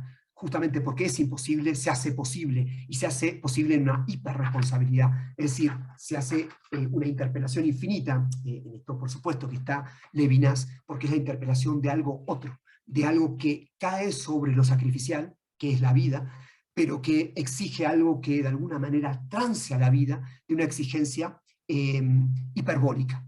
Entonces, ¿cómo hacer para que una vida sacrificial pueda, de alguna manera, responder, sin nunca poder responder, a una exigencia que, de alguna manera, va más allá de ella, ¿no? Y ahí estamos, por supuesto, en el superhombre, para leerlo de una manera. Es un superhombre que ya no es el de heideggeriano, ni el de Girard, ni el de Marion. Por eso decía, detrás de todo esto hay mucho más. Por supuesto, es una presentación para abrir el juego simplemente y dar algunas impresiones sobre todo un campo que hay que profundizar y que tiene que ver con también, en definitiva, cómo leemos a Nietzsche, ¿no? O qué nos puede decir Nietzsche más que cómo lo leemos, ¿no? En las diferentes, qué podemos oír de Nietzsche hoy también y cada vez. Entonces, para Derrida todo sacrificio es un don a otro, pero la economía de sacrificio exige que el don que se da en sacrificio no sea pensado como algo que puede ser restituido, porque en ese sentido no habría verdadera donación. Si lo dado en sacrificio es concebido dentro de la economía, dentro de la lógica del intercambio o del retorno, no hay verdadero sacrificio. Por lo tanto, a instancias de la alteridad, el sacrificio exige el sacrificio también de la economía sacrificial, es decir, el sacrificio del sacrificio. Trato de hacerme entender. Esta exigencia imposible solo se puede dar haciendo lo imposible, o sea, haciendo un cálculo de lo incalculable, y eso solamente es en respuesta a la ley del otro. Entonces, un sacrificio que no se sacrifica a sí mismo es un sacrificio que de alguna manera se autopone y que sacrifica al otro para sí. Entonces, ese sacrificio que no se sacrifica a sí mismo es una forma del retorno. Si la exigencia del sacrificio es una exigencia de superación de toda economía, también es una exigencia de superación de la economía sacrificial.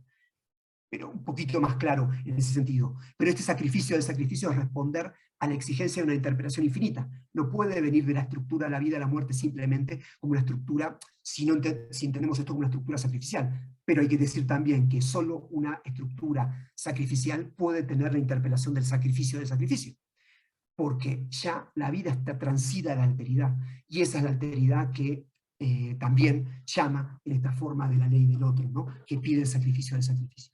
Entonces, pide el sacrificio del sacrificio en el inevitable sacrificio. Por eso es una exigencia imposible. La vida es economía de la muerte, pero se pide justamente superar esa economía como una exigencia imposible.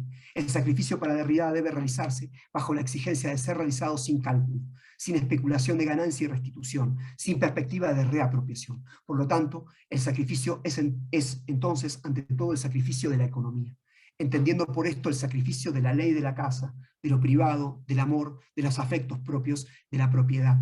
Por lo tanto, no es una decisión de sí mismo la de sacrificar el sacrificio, sino una decisión del otro. Sacrificar la economía es sacrificar la ley de la casa, la instancia de la mismidad. Es pasar necesariamente por la alteridad y el secreto que ella guarda, ¿no? Ahora, eso implica para sacrificar el sacrificio también que el sacrificio sea oculto para aquel que realiza el sacrificio. Y eso es lo que, desde mi punto de vista, Marion no realiza, ya que el sacrificio es una lógica de la visibilidad para él, en cualquiera de las instancias, pero sobre todo en la última, de certitudes negativas. Para Derrida el sacrificio se da sin condición precedente, salvo la incondicional exigencia de un don sin retorno, de un sacrificio de la economía sacrificial. Y ya cierro con esto. A diferencia de Marion, que pone al don como condición del sacrificio, Derrida plantea el sacrificio no puede ser antecedido por ninguna condición. En el caso de que haya una condición previa al sacrificio, el sacrificio no sería más que un cálculo, ¿no? Una forma de restitución de un don dado, que es lo que pasa desde mi punto de vista en Marion. O sea, si bien no es un contradón efectivo de un don, la visibilización es una forma también, como Nietzsche diría, ¿no? De hacer respuestas, ¿no? De dar un contradón, ¿no? De restituir el don a la donación. Y bueno, así, por último, entonces, contrariamente a la lógica de la ganancia de la que habla Marion, Derrida establece que el sacrificio renuncia a ganar. Sin embargo, eso no significa que el acto sacrificial, esto es un punto que me parece importante, termine en la mera inmolación o en el sacrificio sin retorno. Efectivamente es necesario sacrificar el cálculo para responder sacrificialmente al otro. Sin embargo, el dispensarse del sacrificio no puede abandonar toda economía. El sacrificio exige el sacrificio de la economía en nombre de lo incondicional. Por lo tanto, el sacrificio se sostiene sobre lo incalculable y así se reescribe una nueva economía. Efectivamente, Derrida no pretende salirse de una economía, pero es una nueva economía, esta llamada aneconomía, ¿no? Una economía incalculable, determinada por el sacrificio del sacrificio que viene del otro. Pero la aporía radica en que esta otra economía incalculable por tanto disimétrica, solo se obtiene mediante un sacrificio desinteresado e incondicional. Y cierro con esto porque creo que clarifica un poco más, porque el ejemplo que pone Derrida es el siguiente, es los evangelios de San Pablo.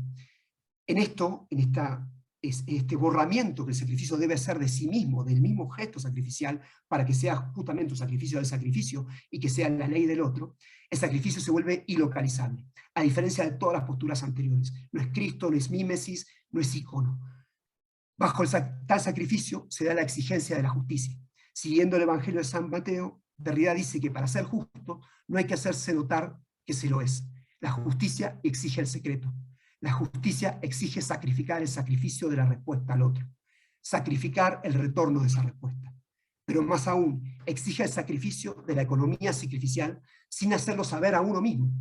No saber del mismo sacrificio es también el modo de sacrificar el sacrificio y hacerla valer la ley del otro.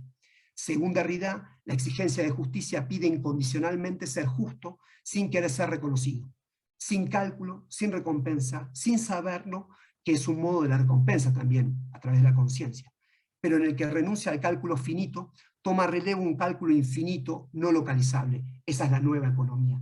En la renuncia aparece ese cálculo infinito que no se puede localizar y que por tanto también es oculto, no calculable. El mismo que lo conmina a la vida, a la muerte, a sacrificar toda economía. Por el sacrificio del sacrificio se da lugar a la ley del otro, es decir, a una ley incondicional que no es posible ser apropiada por nadie, ¿no? Y creo que esta es una figura también que entra en conflicto con las figuras anteriores, justamente la imposibilidad de apropiarse del sacrificio y del sacrificio, y como tal también superar las críticas que Girard hace a la sociedad contemporánea post-sacrificial. Bueno, perdón la extensión y nada, estoy acá, escucho.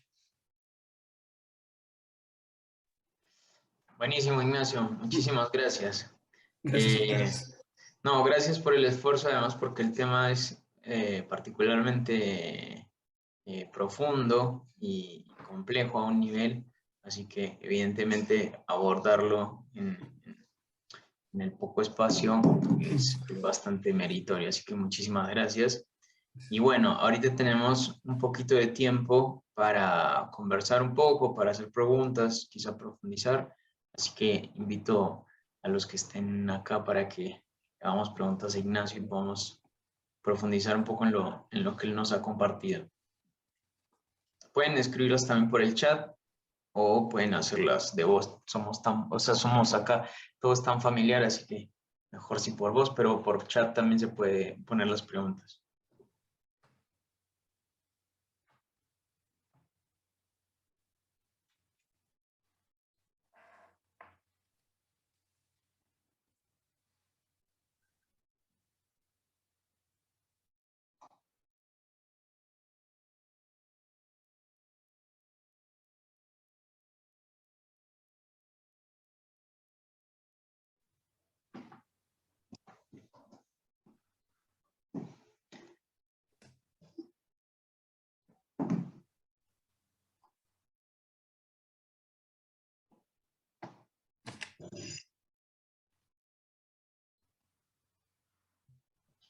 Bueno, a ver, yo me animo pues a romper el hielo.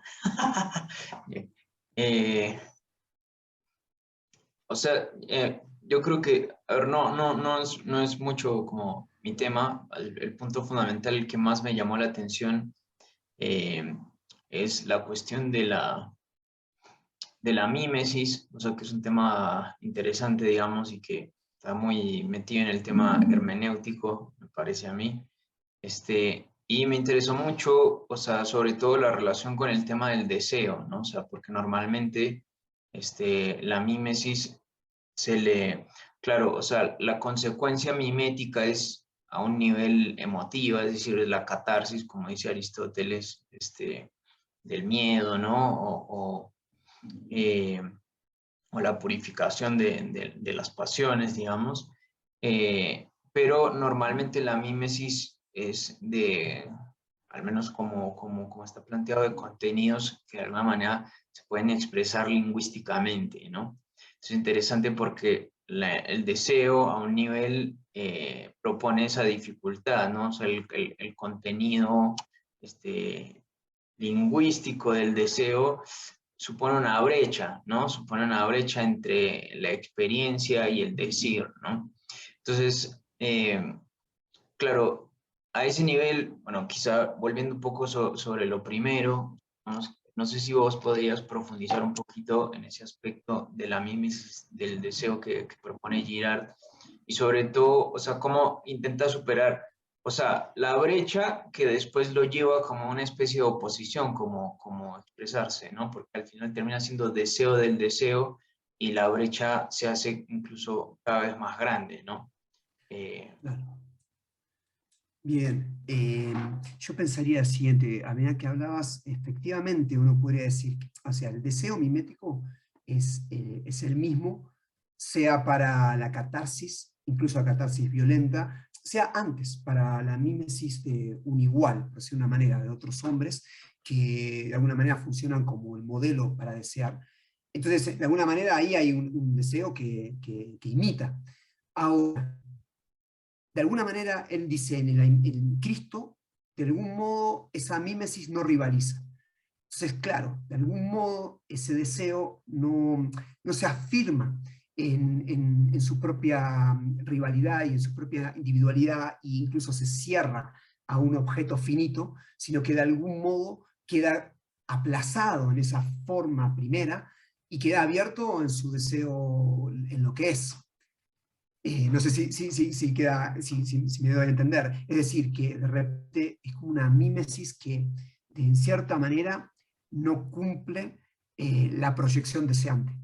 Entonces, en cierta manera, ese aplazamiento, por eso algo que tiene que ver con la cuestión de la idolatría de Marión, ¿no? Es decir, ese aplazamiento de esa lógica, digamos así, del deseo horizontal, como lo llama él, de algún modo en ese deseo hacia lo vertical, el deseo como que se abre en lo que él era siempre, oculto para sí mismo. Siempre en las instancias, desde mi punto de vista, las instancias trascendentes son instancias de revelación, y como tales de verdad, y de clarificación de los términos en los cuales se ha llegado a esa instancia. Y también de aplazamiento, es decir, de no cumplimiento de la lógica horizontal. Ahora bien, es interesante en ese punto, creo, es decir, bueno, que es la historia también, ¿no? de todo el problema estético, ¿no? Como la mímesis de lo invisible, digamos, siempre, porque de una u otra manera siempre es mímesis, en cierta manera, de algo invisible, ¿no? Pero en este caso es Cristo mímesis de algo invisible, que se hace visible, la invisibilidad. Bueno, eso es en la figura del ícono, ¿no? Para Marión. Pero claro, Marión no lo piensa desde el deseo. Ahora, la pregunta es si el deseo cierra el carácter icónico de la presentación, o por el contrario, permite su manifestación más plena, ¿no? Girard cree que presenta la forma más plena, porque en realidad da respuesta al deseo humano.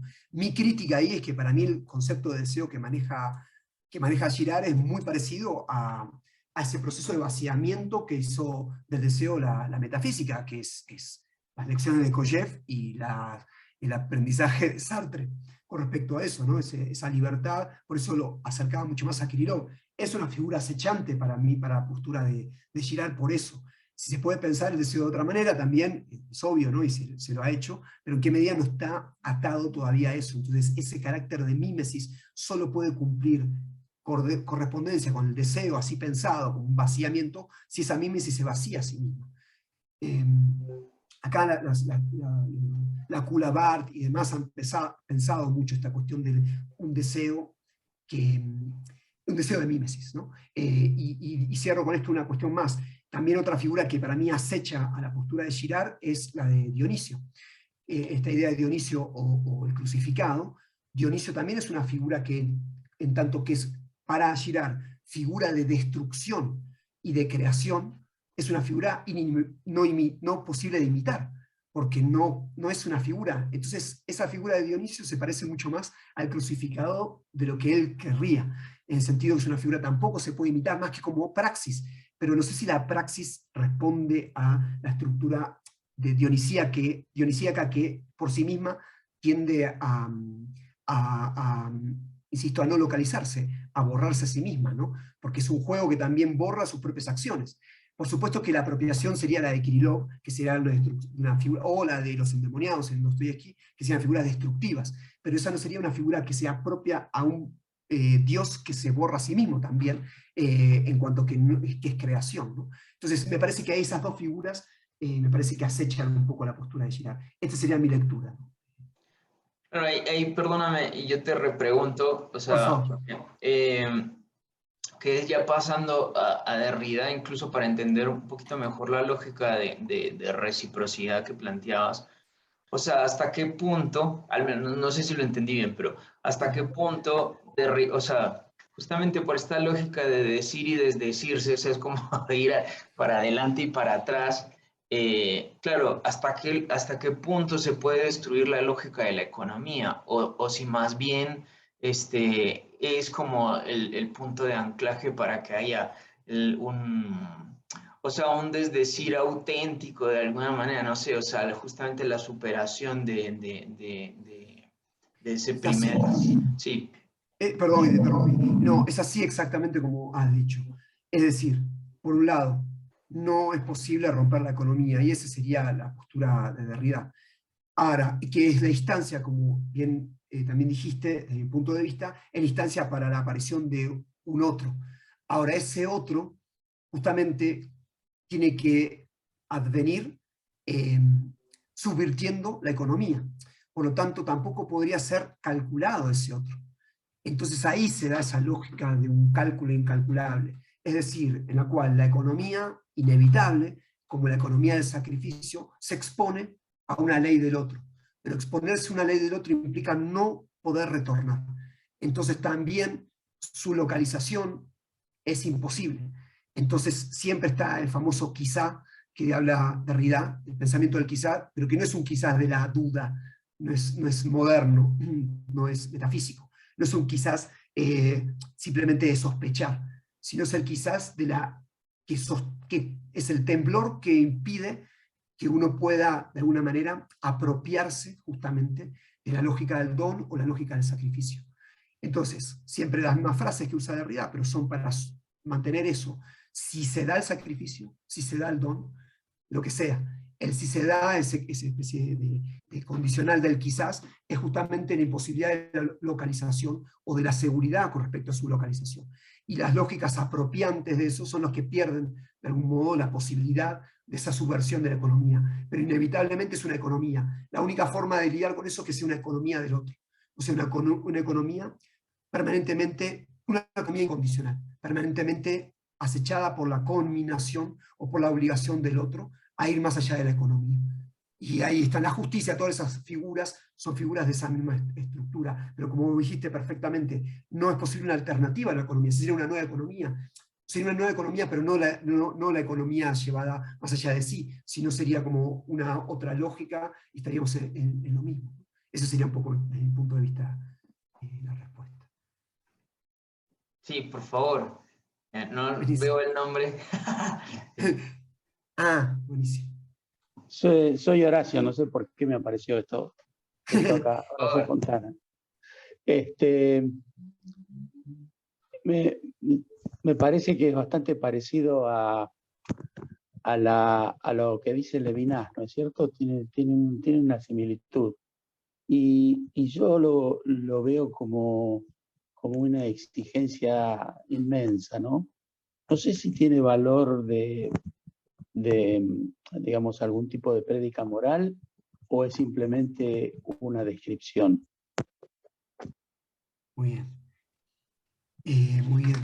A ver, con respecto a Levinas, sin dudas, Levinas es un compañero de Derrida, digamos, en la formulación, y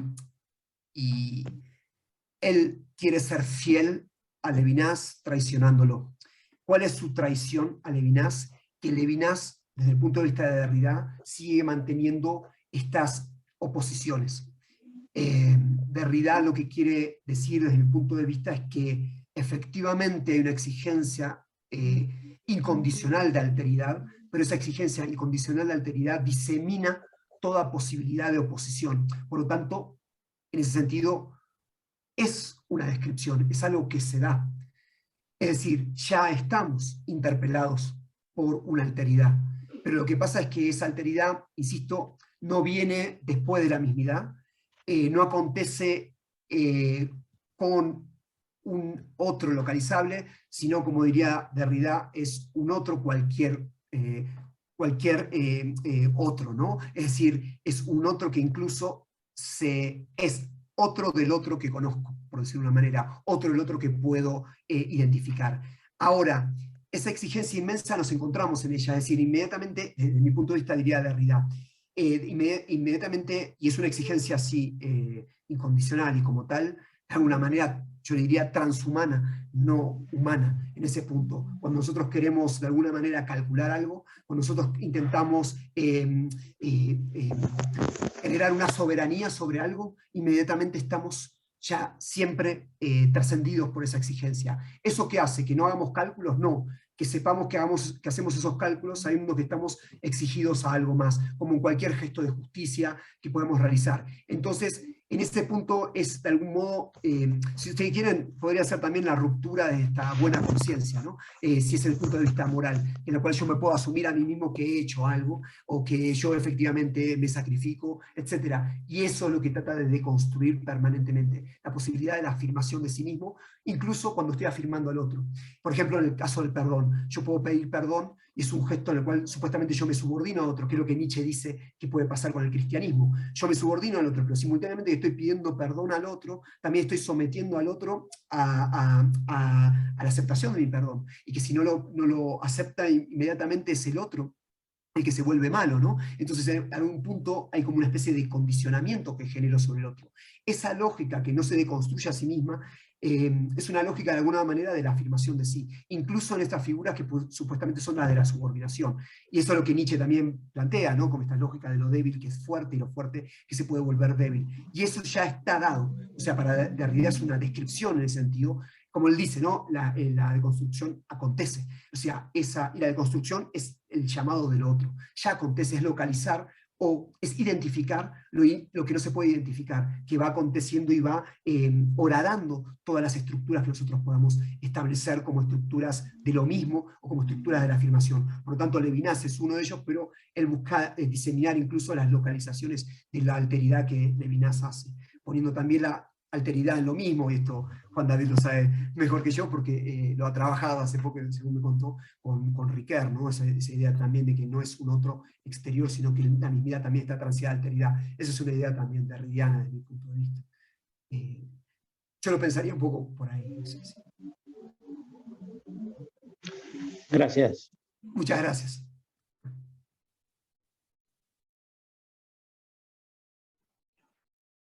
Gracias, Horacio. No sé si hay alguna otra pregunta.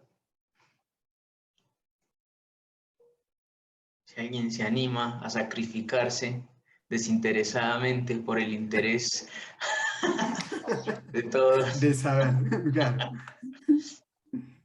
Siempre podemos sospechar si es desinteresado. Ignacio, sí. Soy Lucas. Disculpame que no tengo cámara, pero No. en algún momento dijiste que Jesús es mímesis del Padre. Pero, obvio, yo no leí al autor, pero el concepto de mímesis sería como imitación. Claro. Sin embargo, en el credo cristiano, Jesús es de la misma sustancia del Padre. Por lo tanto, que ese concepto de imitación le quita una categoría ontológica que es la de igual al Padre, y por lo tanto ya no sería la confesión del credo cristiano. Digamos, es una interpretación, si se quiere. Es válida. Es así como vos decís. Es decir, a ver, voy a hacer, te doy la derecha y después pongo un cuestionamiento. Efectivamente, la idea de consubstancial es una idea de una cierta ontología que Girard en este punto no sigue. Así que efectivamente es así. Ahora, entonces, por un lado, quitaría esa determinación.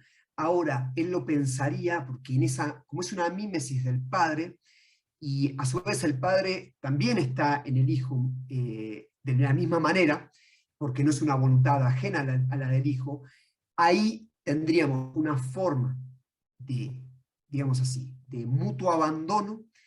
Y el primer punto, perdón, lo digo, que Girard no hace teología, entonces él se priva muchísimo de hacer teología. Él dice, yo no hago teología, sino hago antropología. Y todo lo que digo es antropológico. Incluso en esto que veníamos diciendo, para él es antropológico, es lectura de la Biblia y se está dando lugar a una respuesta humana a un problema humano. Entonces, perdón esa aclaración. Entonces, en esa especie de mímesis de el Padre que a su vez está unido en voluntad al Hijo, se daría algo en común. No voy a decir qué, porque yo diría algo es consustancial, pero claro, justamente es una categoría que no va a usar, con lo cual hay algo ahí que podríamos decir que tiene un aire de cercanía a la idea de consustancialidad, pero efectivamente no está presentado de esa manera, ¿no? Porque no utiliza esas categorías. Esas categorías no le permitirían, desde mi punto de vista, la categoría de sustancia es una categoría que a Girard no le permitiría pensar el deseo mimético.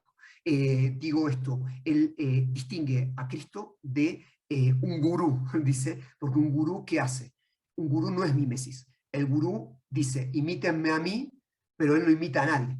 Entonces, de alguna manera, frena el deseo. El deseo es simplemente ser como él, ser él.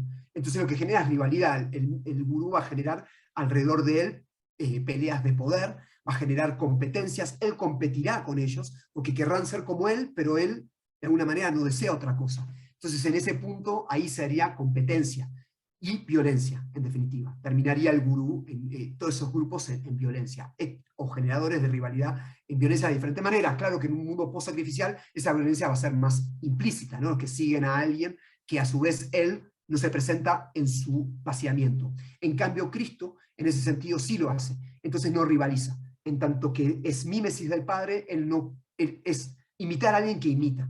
Entonces, en ese sentido, es alguien que hace lo que dice.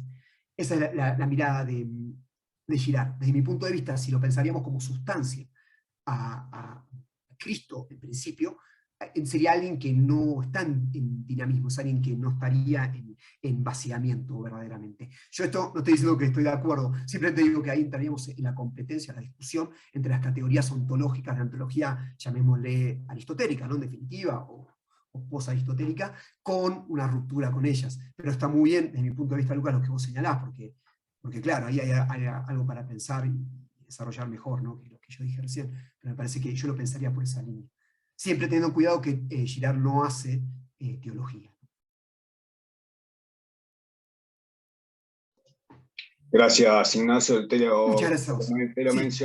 mencionaba porque Marión sí se confiesa abiertamente cristiano, y bueno, si hay un diálogo, por lo menos tiene que haber, digamos, un acuerdo ahí en las categorías ontológicas, pero bueno, tendré que profundizar un poco más la lectura como para la comprensión. Sí, sí, yo también, todos, exactamente, pero está muy bien lo que decís, efectivamente hay algo ahí que puede entrar en conflicto. Él siempre defiende, Girard, el carácter científico de lo que hace, entendiendo por científico antropológico, sobre todo para ser escuchado, ¿no? Entonces, en ese sentido, intenta responder de esa manera, pero más allá de mi respuesta, hay una línea ahí para pensar más profunda en lo que yo dije, obviamente. Buenísimo. Gracias, Lucas. Muy buena la pregunta. No sé si alguien más se anima. Tenemos algunos minutitos más, quizá, antes de terminar.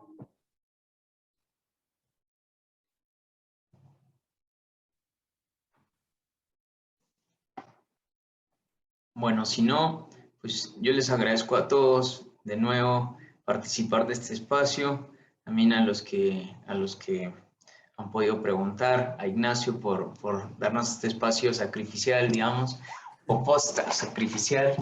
Perdón, simplemente muchísimas gracias a todos, ya no molesto más, pero muchísimas gracias a todos, a Luzam, también a vos, Juan David, y a todos los que estuvieron presentes, las preguntas y también la escucha, y por el espacio, así que muy agradecido. Sí, no, gracias a vos, y bueno, gracias a Laura, a quien le doy la palabra, que como siempre es nuestra capitana, así que por favor, Laura. Bueno, agradecida también desde el Centro Hermenéutica Y les vuelvo a recordar que a partir de mañana o pasado mañana pueden encontrar la grabación de este encuentro en nuestro canal de YouTube, que pueden acceder a él directamente a través de la página. Van a la página y ahí encuentran el canal de YouTube también. Muchas gracias, Ignacio, y bueno, por supuesto, Juan David, y a quienes nos acompañan regularmente, Marta, Horacio, Bruno, bueno, Leandro, a todos los que están presentes. Muchísimas gracias.